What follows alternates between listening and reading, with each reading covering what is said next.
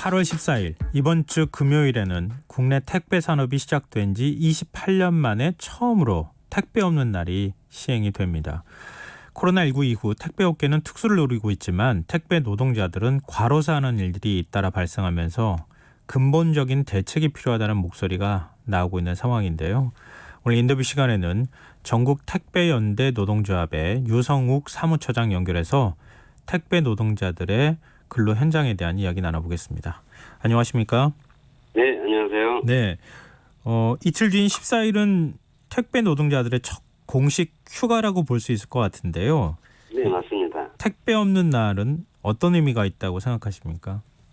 네, 우리 택배 기사들이 28년 만에 최초 휴가이고요. 네, 네, 그동안 이제 택배사들이 우리 택배 노동자들을 개인 사업자라고 하면서 사실상의 이제 법의 사각지대로 내몰아가지고 저희들한테 어떠한 법의 혜택도 받지 못하게 쭉 그동안 진행이 되어 왔었습니다. 네. 이런 환경에서 저희들 택배 노동조합이 최초로 설립이 되고 행정부나 사법부에서 잇따라 이제 노동자로 인정을 받고 또 그에 따른 택배사들이 택배 기사들에 대한 노동자로서의 첫 인정이 아닌가 저희들은 이렇게 생각하고 있습니다.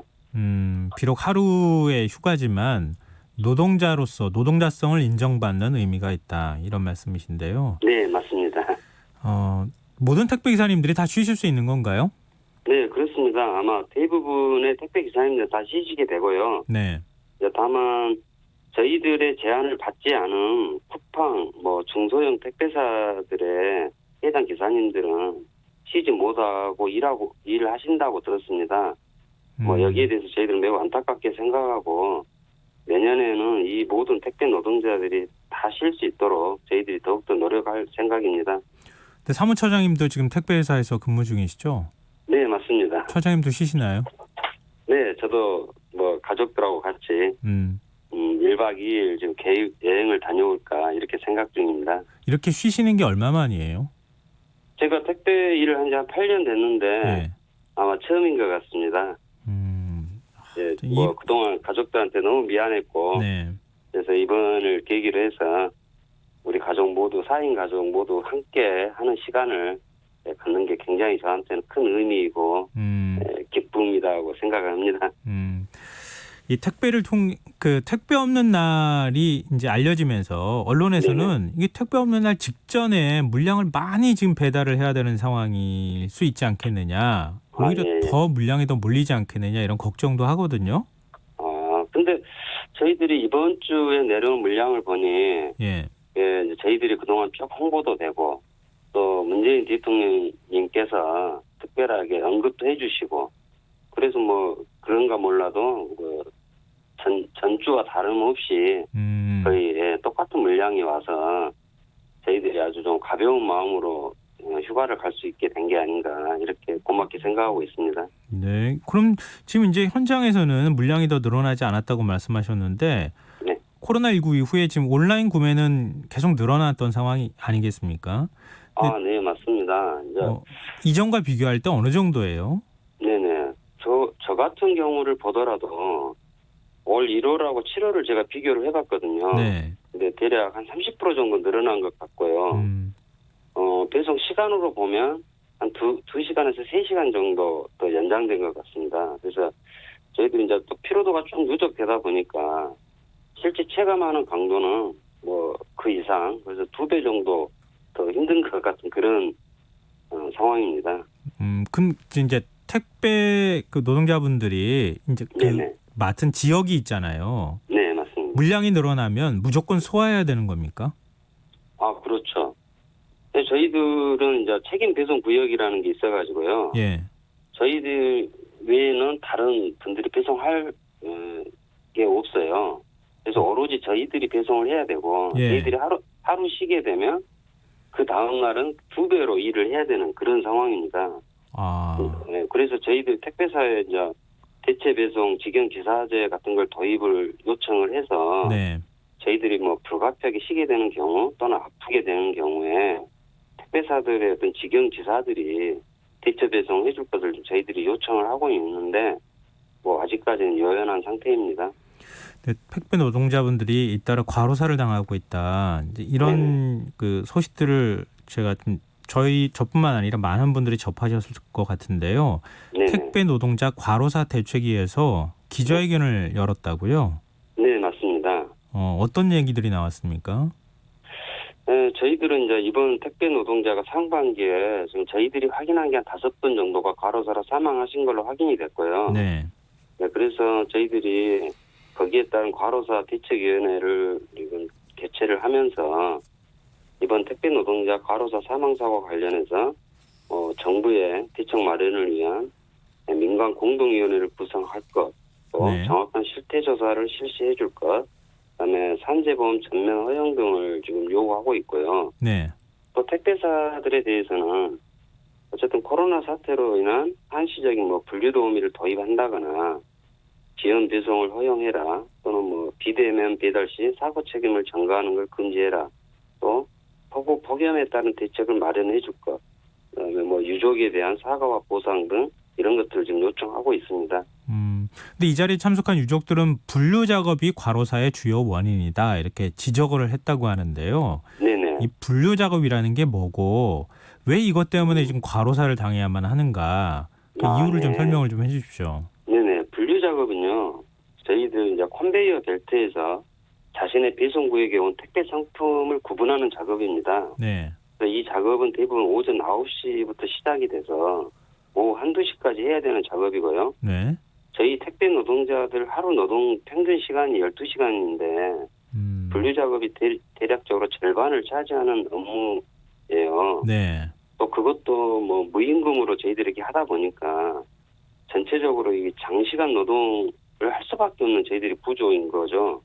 네, 그래서 이제 저희들이 이 코로나 사태만이라도 한시적으로 분류 작업 도우미를 좀 도입을 해주라. 그러면 저희들의 장시간 노동의 문제도 해결되고 또 저희들도 배송 업무에 줄여갈 수 있게 되기 때문에 여기에 관련해서는 저희들도 적극적으로 도입을 요청하고 있는 중입니다.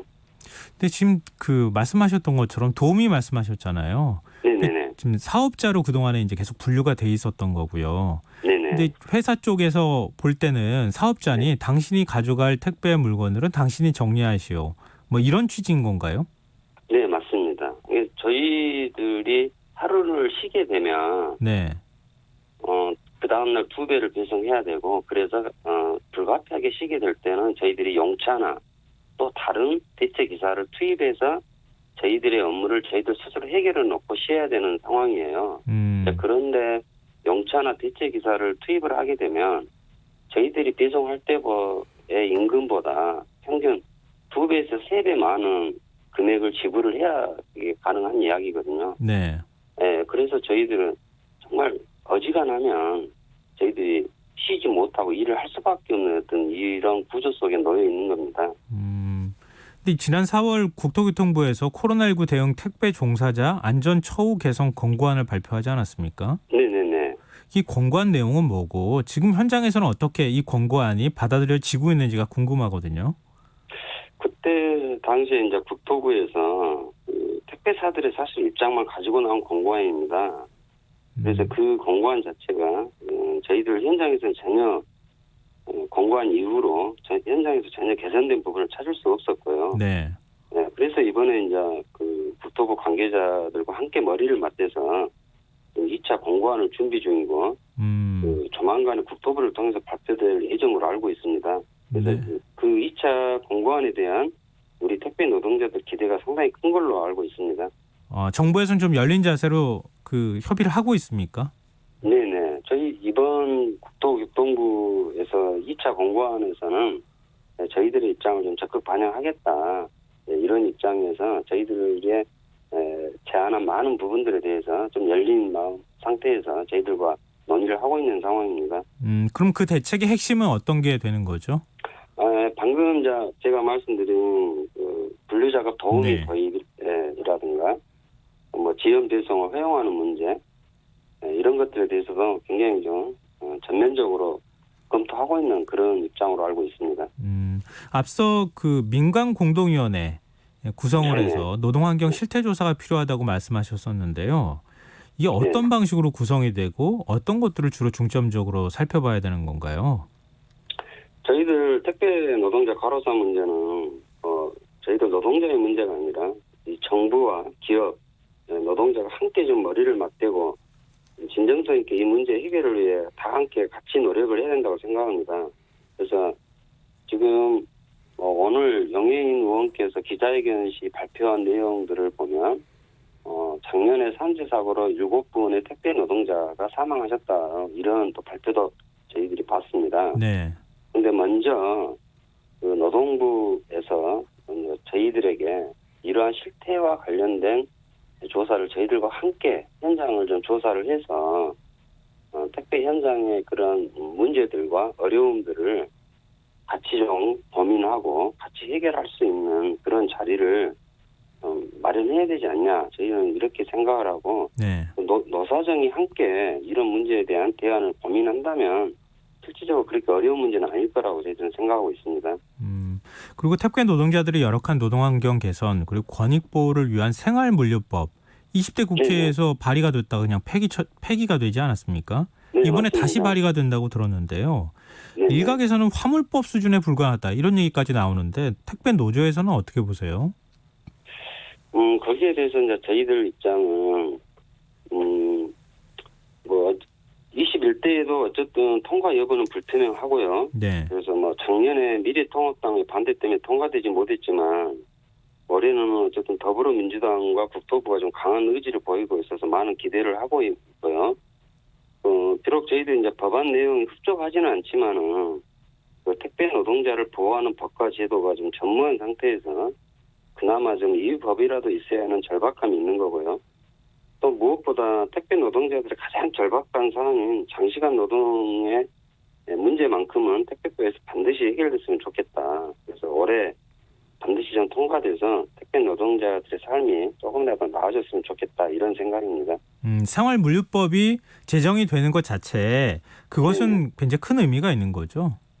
그렇죠. 저희들이 법의 사각지대에서 이제 최초로 법의 보호를 받게 되는 이런 구조 속에 들어오기 때문에 저희들은 대단히 큰 의미가 있다고 생각하고 있습니다.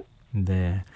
근데 요즘 신축 아파트 단지 대부분이 지상에서 지하 쪽으로 내려가는, 지상으로는 어차피 공원처럼 만들어놨으니까 못 갈 테고요. 지하로 들어가지 못하는 경우가 많아서 입주민하고 택배 업체들 사이에 갈등이 좀 있지 않습니까? 네, 맞습니다. 이런 갈등 좀 해결하려면 어떻게 해야 될까요? 저희들은 이제 그 문제가 몇 번 언론을 통해서 나오고, 그래서 저희들도 거기에 대해서 많은 고민을 했는데, 어쨌든 정부와 지자체가 이 문제에 좀 적극 나서서 관련 법 개정도 좀 하고, 또 주민들하고 택배 노동자들이 좀 대화를 통한 공간을 적극 좀 주선해서 마련해주면, 실질적으로 그 현장에서는 그렇게 큰 문제는 아닌데, 자꾸 이게 이제 감정적으로 대립이 되고, 또는 거기에 따른 법이 없기 때문에 발생된 문제라고 보고 있습니다. 네. 그래서 정부와 지자체가 조금만 더 관심을 갖고 이 문제에 적극 개입해줘서 해결할 수 있으면 그렇게 큰 문제는 아니라고 생각하고 있습니다. 네. 지금 사상 처음으로 택배 없는 날이 시행이 되는데요. 소비자 입장에서는 또 거꾸로 조금 불편하다는 얘기가 나올 수도 있거든요. 그렇죠. 마지막으로 지금 택배를 기다리시는 소비자분들께 한 말씀 해주신다면요. 네, 저희 택배 노동자들은 그동안 고객님들을 위해서 행복배달부라는 저희들 스스로의 칭호에 맞게 365일 어느 때고 고객님들을 위해서 열심히 업무를 해왔고, 또 앞으로도 그렇게 할 계획입니다. 다만 우리 노동자들이 너무 힘들어서 단 하루만이라도 휴가를 원해서 이번 8월 14일 택배 없는 날이 됐고요. 고객님들이 이날 하루는 다소 불편하지만 조금만 불편함을 감수하시고 저희 택배 노동자들 응원해 주신다면 저희들은 더더욱 밝은 미소로 고객님들께 찾아뵙기 것을 약속드리겠습니다. 네, 저희 청취자분들도 이번에 푹 좀 쉬셨으면 좋겠다, 힘내시라, 이런 이제 문자들 많이 보내주고 계십니다. 오늘 말씀 여기까지 듣겠습니다. 고맙습니다. 네, 수고하십시오. 지금까지 전국 택배연대 노동조합 유성욱 사무처장이었습니다. KBS 1라디오 김성환의 시사 1부 순서는 여기서 마무리하겠습니다. 1부 끝곡으로 영화 맘마미아의 OST죠. 아만다 사이프리드의 Thank You for the Music 들으시고요. 전 11시 정각 2부에 다시 오겠습니다.